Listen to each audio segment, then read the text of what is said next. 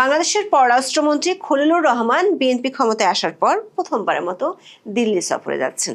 সাথে নিয়ে যাচ্ছেন বাংলাদেশের প্রধানমন্ত্রী তারেক রহমানের পররাষ্ট্র উপদেষ্টা হুমায়ুন কবিরকে, যিনি ভারতের সাথে হাসিনা আমলের সম্পর্ক শেষ ঘোষণা দিলেও হাসিনা আমলে বসানো পাইপলাইন দিয়ে ডিজেল এনে বাংলাদেশের জ্বালানি সমস্যার সমাধান করতে চায়।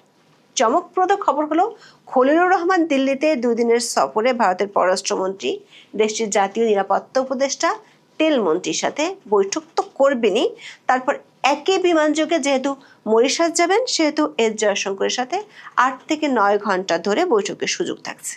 বাংলাদেশ ও ভারতের গণমাধ্যমগুলোর খবর থেকে পরিষ্কার, বাংলাদেশ চায় তেল আর গঙ্গার জল, সাথে চায় ভারতের প্রত্যাহার করার সুবিধাগুলো চালু করা, যেগুলোর জন্য শেখ হাসিনা দেশ বিক্রি করে দিয়েছিলেন বলে প্রচার ছিল।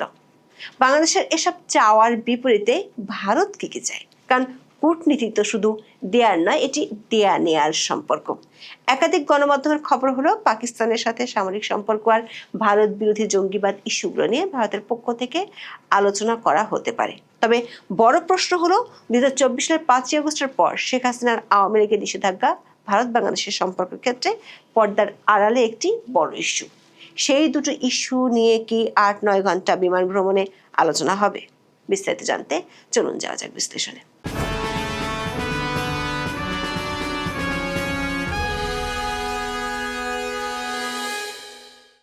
বিবিসি বাংলার খবরে বলা হয়েছে, প্রথমে দিল্লিতে 2 দিনের দ্বিপাক্ষিক সফর, যেখানে ভারতের পররাষ্ট্রমন্ত্রীর সঙ্গে তার আনুষ্ঠানিক বৈঠক হবে।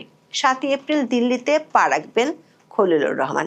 9ই এপ্রিল সকালে দিল্লি থেকে তিনি সরাসরি মরিশাসের উদ্দেশ্যে রওনা হবেন, যেখানে তিনি 9ম ইন্ডিয়ান ওশান কনফারেন্সে বাংলাদেশের প্রতিনিধিত্ব করবেন।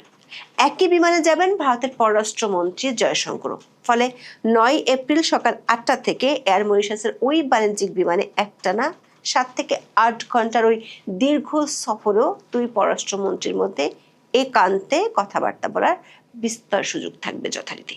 বিশেষ করে মাত্র 2-3 মাস আগেও যে ঢাকার সঙ্গে দিল্লির সম্পর্কে রীতিমতো অস্বস্তি আর শীতলতা ছিল, সেই দেশের নতুন পররাষ্ট্রমন্ত্রীর সঙ্গে ভারতীয় পররাষ্ট্রমন্ত্রীর একসাথে দীর্ঘ বিমান যাত্রার সিদ্ধান্তই বলে দেয় 2 দেশই তাদের সম্পর্ক রিক্যালিব্রেট করতে চাইছে। ওই সম্মেলন যৌথভাবে আয়োজন করেছে ভারতের পররাষ্ট্র মন্ত্রণালয় আর দিল্লির শীর্ষস্থানীয় থিঙ্ক ট্যাঙ্ক ইন্ডিয়া ফাউন্ডেশন। আবার এই ইন্ডিয়া ফাউন্ডেশনের প্রেসিডেন্টের পদে আছেন আরএসএস তথা বিজেপি নেতা রাম মাধব। বিবিসি বলছে, দিল্লির পরে মরিশাসেও আবার 2 দেশের পররাষ্ট্রমন্ত্রীর ও কর্মকর্তাদের মধ্যে কথাবার্তা বলার সুযোগ থাকবে। অন্যভাবে বললে, দিল্লিতে মাত্র 48 ঘন্টার কম সময় অবস্থান করলেও খলিলুর রহমানের ভারত সফর কার্যত 4-5 দিনের মেয়াদ পেতে চলেছে, যার কূটনৈতিক ও রাজনৈতিকভাবে বিশেষ গুরুত্বপূর্ণ। বিএনপি ক্ষমতায় আসার পর খলিলুর রহমানই তার ক্যাবিনেটের প্রথম ফুল মন্ত্রী, যিনি ভারত সফরে যাচ্ছেন।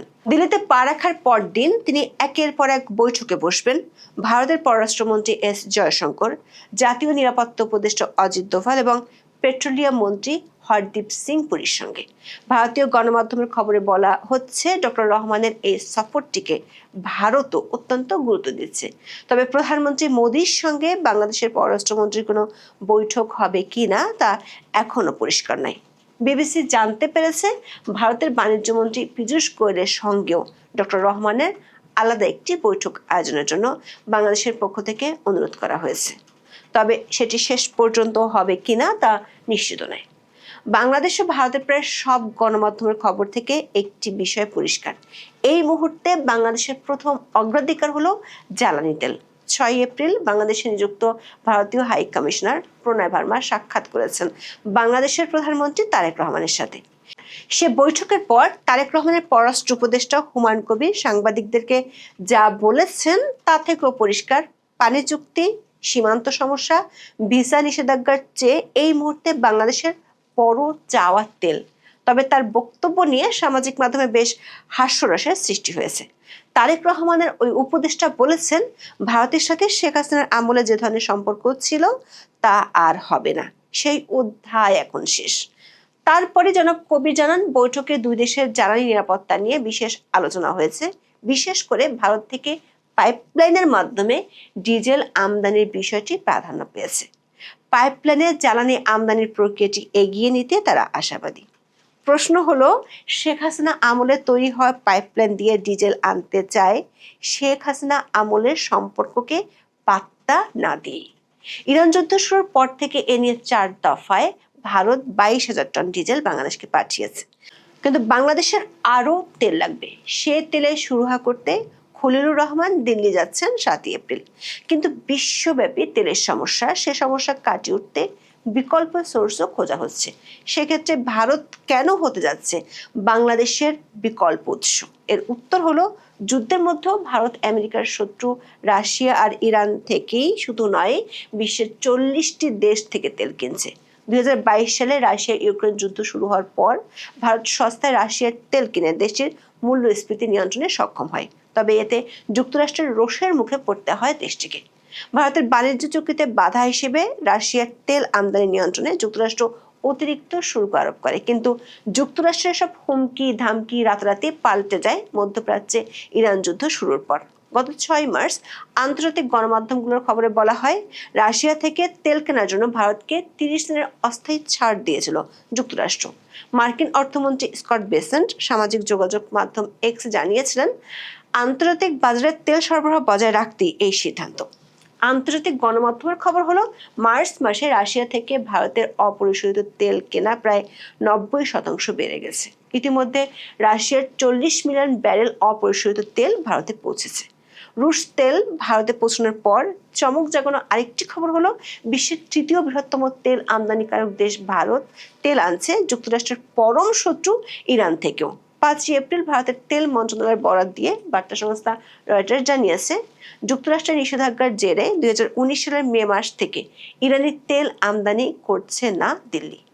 7 বছর পর প্রথমবারের মতো দক্ষিণ এশিয়ার দেশটির সঙ্গে ইরানের তেল নিয়ে চুক্তি হয়েছে। ভারতের রিলায়েন্স ইরান থেকে 50 লাখ ব্যারেল অপরিশোধিত তেল কিনতে যাচ্ছে। শুধু তেল নয়, নিষেধাজ্ঞার আওতায় থাকা একটি জাহাজে করে ইরান থেকে 44,000 মেট্রিক টন তরলীকৃত পেট্রোলিয়াম গ্যাস বা এলপিজিও কিনছে ভারত। প্রশ্ন হলো, ভারত যদি রাশিয়ার ইরান থেকে তেল আনতে পারে, তাহলে বাংলাদেশ কেন আনতে পারছে না? গত 6 মার্চ রাশিয়ার তেল কিনতে ভারতকে অনুমতি দেওয়ার খবর জানার পর বাংলাদেশও যুক্তরাষ্ট্রের কাছে নিষেধাজ্ঞা শিথিলের আবেদন করেছিল। গত 11 মার্চ প্রকাশিত ডেইলি স্টারের খবরে বলা হয়েছে, জ্বালানি সরবরাহ নিশ্চিত ও জাতীয় অর্থনীতিকে সমর্থন দিতে ভারতের মতো বাংলাদেশকেও রাশিয়ার তেল কেনার জন্য অস্থায়ী ছাড় দেওয়ার বিষয়টি বিবেচনা করতে যুক্তরাষ্ট্রের কাছে আনুষ্ঠানিকভাবে অনুরোধ জানিয়েছে সরকার। 11 মার্চ যুক্তরাষ্ট্রের রাষ্ট্রদূত ব্রেন টি ক্রিস্টেনসেনের সঙ্গে বৈঠকের পর অর্থমন্ত্রী আমির খসরু মাহমুদ চৌধুরী নিজ দপ্তরে একথা সাংবাদিকদের জানিয়েছিলেন। গত 30 মার্চ সচিবালয়ে সার্বিক জ্বালানি পরিস্থিতি নিয়ে সংবাদ সম্মেলনে জ্বালানি ও খনিজ সম্পদ বিভাগের যুগ্ম সচিব মনির হোসেন চৌধুরী সাংবাদিকদের জানিয়েছিলেন, ঈদের আগের দিন আমেরিকা স্টেট ডিপার্টমেন্টের সঙ্গে বাংলাদেশ সরকার একটি বৈঠক হয়। সেই বৈঠকে বাংলাদেশের পক্ষ থেকে বলা হয়েছিল, রাশিয়া থেকে যেন বাংলাদেশকে অন্তত 2 মাসের অথবা 6 লাখ মেট্রিক টন ডিজেল আনার অনুমতি দেয়। এরপর বিষয়টি নিয়ে তদবির করতে বাংলাদেশের পররাষ্ট্রমন্ত্রী খলিলুর রহমান উড়ে গিয়েছিলেন মার্কিন যুক্তরাষ্ট্রে। গত 1 এপ্রিল তিনি মার্কিন জ্বালানি মন্ত্রী ক্রিস রাইটের সাথে বৈঠক করেন। যদিও ওই বৈঠকের পর পররাষ্ট্র মন্ত্রণালয়ের বিবৃতিতে দাবি করা হয়, রাশিয়া থেকে পরিশোধিত ডিজেল সহ অন্যান্য পেট্রোলিয়াম পণ্য কিনতে বাংলাদেশের বিশেষ ছাড়ের অনুরোধ ইতিবাচকভাবে বিবেচনা করবে যুক্তরাষ্ট্র। কিন্তু বাস্তবতা হলো, বাংলাদেশের এই চাওয়া পূরণে আমেরিকা ইতিবাচক কোনো সিগন্যাল দেয়নি। এমনকি গত 5 এপ্রিল মার্কিন রাষ্ট্রদূত ব্রেন ক্রিস্টেনসেনের সাথে প্রধানমন্ত্রী তারেক রহমানের বৈঠকের পরও দৃশ্যমান কোনো সবুজ সংকেত মেলেনি। সূত্রগুলো বলছে, এখানে আছে কূটনীতি আর ভূ রাজনীতির খেলা। আন্তর্জাতিক গণমাধ্যমগুলোর খবরে বলা হয়েছে, মার্কিন যুক্তরাষ্ট্র বর্তমানে ভারতকে একটি গুরুত্বপূর্ণ কৌশলগত অংশীদার হিসেবে দেখে। বিশেষ করে ইন্দো প্যাসিফিক অঞ্চলে চীনের প্রভাব মোকাবেলায় ভারতকে গুরুত্বপূর্ণ সহযোগী হিসেবে বিবেচনা করা হয়। আবার বাংলাদেশকে যদি আমেরিকা রাশিয়া থেকে তেল আনার অনুমতি দেয়, তাতেও খুব বেশি লাভ হবে না, কারণ রাশিয়ান অপরিশোধিত তেল বাংলাদেশের ইস্টার্ন রিফাইনারি পরিশোধনাগারে রিফাইন করার সক্ষমতা নেই। রাশিয়ার সেই তেলকে ব্যবহারযোগ্য করে তুলতে বড় ভরসা ভারত। শুধু তেল নয়, জলও চায় বাংলাদেশ। গঙ্গা পানি চুক্তির নবায়ন নিয়ে নিশ্চয়তা চায় দেশটি। এই চুক্তিটিও অবশ্য হয়েছিল শেখ হাসিনার আমলে 1996 সালে। 30 বছরের জন্য হওয়া এই চুক্তিটি শেষ হবে এই বছরের ডিসেম্বরে। বিজনেস স্ট্যান্ডার্ডের খবরে বলা হয়েছে, বিএনপি সরকার এই আলোচনা এগিয়ে নিতে আগ্রহী এবং চুক্তির সময়সীমা 2026 সালের ডিসেম্বর আগেই তা শেষ করতে চায়। দৈনিক প্রথম আলোর খবরে বাংলাদেশের পক্ষ থেকে ভারতের কাছে আরও যেসব চাওয়া আছে সেগুলো তুলে ধরা হয়েছে। দৈনিকটির খবরে সরাসরি বলা হয়েছে, সম্পর্ক এগিয়ে নিতে ভারতকেও কিছু পদক্ষেপ নিতে হবে যা সরাসরি জনগণের জীবনে প্রভাব ফেলে। যেমন নির্বাচনের পর বাংলাদেশের মিশনগুলোতে ভারতীয়দের জন্য ভিসা পুরোদমে চালু হয়েছে, কিন্তু বাংলাদেশের নাগরিকদের জন্য সব শ্রেণীর ভিসা এখনো চালু করেনি ভারত। 2025 সালের এপ্রিল থেকে জুন পর্যন্ত ভারতের আকাশপথ ব্যবহার করে তৃতীয় দেশে বাংলাদেশের পণ্য রপ্তানি, স্থলবন্দর দিয়ে বাংলাদেশের 6টি পণ্য ভারতে রপ্তানি এবং বাংলাদেশের 9 ধরনের পাটজাত পণ্য রপ্তানির ক্ষেত্রে বিধিনিষেধ আরোপ করেছিল। ওই বিধিনিষেধ এখনো প্রত্যাহার করা হয়নি। সম্পর্ক এগিয়ে দিতে হলে ভারতের সদিচ্ছার বহিঃপ্রকাশ হিসেবে এই ইস্যুগুলোর শুরু হওয়া জরুরি। বিবিসির খবরেও দিল্লির থিঙ্ক ট্যাঙ্ক RIS এর অধ্যাপক প্রবীর দে বলেছেন, দিল্লি বিমানবন্দর নিয়ে বাংলাদেশের গার্মেন্টস প্রস্তুতকারকরা বিদেশে পণ্য পাঠানোর যে ট্রান্সশিপমেন্ট সুবিধা পেতেন সেটা গত অন্তর্বর্তী সরকার আমলে তুলে নিয়েছিল ভারত। এরপর থেকে বাংলাদেশি গার্মেন্টস ব্যবসায়ীদের সমস্যা অনেক বেড়ে গেছে। এখন তারা পণ্য পাঠাচ্ছেন মালদ্বীপ বা দুবাই হয়ে, যা অনেক বেশি ব্যয়বহুল ও সময় সাপেক্ষ। তাছাড়া স্থলবন্দর দিয়েও পণ্য ঢুকতে দেওয়া হচ্ছে না। প্রশ্ন হলো, তেল, জল, বন্দর সুবিধা সহ বাংলাদেশ এত কিছু চাইবে, কূটনীতি তো দেয়া নেয়ার সম্পর্ক, তাহলে বাংলাদেশের কাছে ভারত কি চাইবে? বিবিসির খবরে বলা হয়েছে, এখন দেনা পাওনার হিসেবের সময়। খুব পরিষ্কার একটি ইঙ্গিত পাওয়া যায় বিবিসির এই খবরটিতে। সেখানে বলা হয়েছে, গত 3-4 মাসে ভারত সরকারের সর্বোচ্চ পর্যায় থেকে তারেক রহমান বা বিএনপি নেতৃত্বের প্রতি ভারত যেভাবে প্রকাশ্যে আউটরিচ করেছে সেটা নির্দিষ্ট কিছু প্রতিশ্রুতির বিনিময়ে ঘটেছে। বাংলাদেশের রাজনীতিতে জনশ্রুতি আছে, নির্বাচনের আগে ভারতের সাথে বিএনপির একটি সমঝোতা হয়েছিল। বাংলাদেশে এক সময়কার ভারতীয় রাষ্ট্রদূত পিনাক রঞ্জন চক্রবর্তীর মতে যেগুলো হলো প্রতিশ্রুতি। আবার নির্বাচনের আগে অজিত দোভালের সঙ্গে জাতীয় নিরাপত্তা উপদেষ্টা হিসেবে খলিলুর রহমান দিল্লি গিয়ে বৈঠকও করেছিলেন। ভারতের পক্ষ থেকে অন্তর্বর্তী সরকারের আমলে আঞ্চলিক নিরাপত্তা নিয়ে উদ্বেগের কথা তুলে ধরা হয়েছিল। বিশ্লেষকরা মনে করেন, এক্ষেত্রে দুটি বিষয় ভারতের কাছে গুরুত্বপূর্ণ। এক হলো, পাকিস্তানের সাথে সম্পর্কের আড়ালে দেশটিকে কোনো সামরিক স্ট্র্যাটেজিক স্পেস দেওয়া হচ্ছে কিনা। বিশেষ করে অন্তর্বর্তী সরকারের আমলে পাকিস্তানের পক্ষ থেকে যৌথ উদ্যোগে সামরিক সরঞ্জাম তৈরির কিছু প্রস্তাব দেওয়া হয়েছিল। ভারতের পক্ষ থেকে এ ধরনের সামরিক কৌশলগত সম্পর্কের বিষয়ে আপত্তি আছে। দ্বিতীয়ত, ভারতের পক্ষ থেকে ইউনূসের আমলে জেল থেকে বের হওয়া 2 জন শীর্ষ জঙ্গির ব্যাপারে ব্যবস্থা নিতে অনুরোধ জানানো হয়েছে, তবে এখনো তারা গ্রেপ্তার হয়নি। কূটনৈতিক সূত্রগুলো বলছে, জঙ্গিবাদের উত্থান ঠেকাতে বাংলাদেশে নির্বাচনের আগে বিএনপির সাথে এক ধরনের কৌশলগত অবস্থানে গিয়েছিল ভারত। তার বিনিময়ে আওয়ামী লীগের ভোট ব্যাংকের বড় একটি অংশের ভোট নিশ্চিত করতে পেরেছিল বিএনপি। গত 2রা এপ্রিল দিল্লিতে নিযুক্ত বাংলাদেশি হাইকমিশনার রিয়াজ হামিদুল্লাহ বৈঠক করেছিলেন ভারতের সেনাপ্রধান জেনারেল উপেন্দ্র দ্বিবেদীর সঙ্গে। সে বৈঠকেও এই দুটি আলোচনা হয়েছে। তারপরে রিয়াজ হামিদুল্লাহ খুব সংক্ষিপ্ত এক সফরে ঢাকায় আসেন এবং 6 এপ্রিল তিনি আবার দিল্লিতে চলে গিয়েছেন। দিল্লির পররাষ্ট্র মন্ত্রণালয়ের সূত্রগুলো বলছে, পাকিস্তানের সাথে সম্পর্কের ইস্যুতে আঞ্চলিক নিরাপত্তা ও বাংলাদেশে ভারত বিরোধী জঙ্গি গোষ্ঠী এবং প্রচারণা, এই বিষয়গুলো ইউনূসের আমল থেকেই জিয়ে আছে। তার সাথে আরো একটি বেশি গুরুত্বপূর্ণ বিষয় ঝুলে আছে, সেটি হলো বাংলাদেশের সাবেক প্রধানমন্ত্রী শেখ হাসিনা ইস্যু এবং তার সাথে আছে ভারতে থাকা আওয়ামী লীগের নেতাদের বাংলাদেশে ফেরানোর ইস্যুটি। কূটনীতিকরা বলেছেন, এই দুটি ইস্যু নিয়ে কোনো দেশই প্রকাশ্যে কোনো মন্তব্য করবে না, যেমনটা তেল জলের মতো ইস্যুগুলো নিয়ে করে থাকে।